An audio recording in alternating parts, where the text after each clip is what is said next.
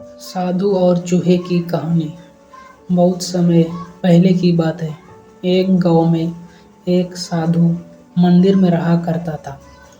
उनकी दिनचर्या रोजाना प्रभु की भांति कराना और आने जाने वाले लोगों को धर्म का उपदेश देना थी। गाँव वाले भी जब भी मंदिर आते तो साधु को कुछ न कुछ दान में दे जाते थे। इसलिए साधु को भोजन और वस्त्र की कोई कमी नहीं होती थी। रोज भोजन करने के बाद साधु बचा हुआ खाना छीके में रखकर छत से टांग देता था। समय ऐसे ही आराम से निकल रहा था, लेकिन अब साधु के साथ एक अजीब सी घटना होने लगी थी। वह जो खाना छीके में रखता था गायब हो जाता था। साधु ने परेशान होकर इस बारे में पता लगाने का निर्णय किया। उसने रात को दरवाजे के पीछे से छिप कर देखा कि एक छोटा सा चूहा उसका भोजन निकाल कर ले जाता है।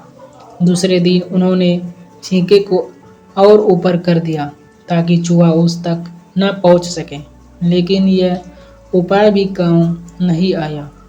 उन्होंने देखा कि चूहा और ऊंची छलांग लगाकर छींके पर चढ़ जाता और भोजन निकाल लेता था।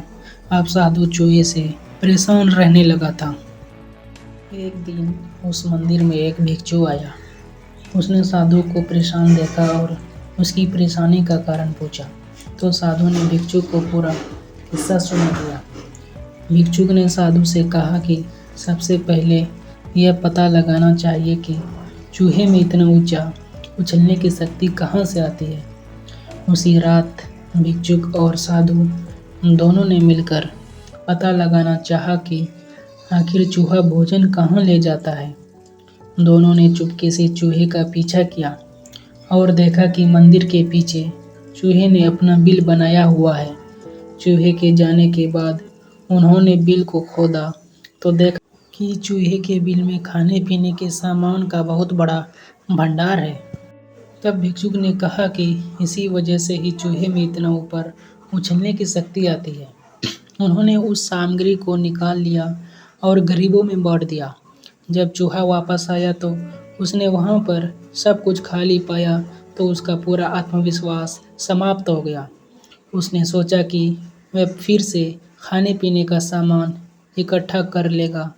यह सोचकर उसने रात को छीके के पास जाकर छलांग लगाई, लेकिन आत्मविश्वास की कमी के कारण वह नहीं पहुंच पाया और साधु ने उसे वहां से भगा दिया।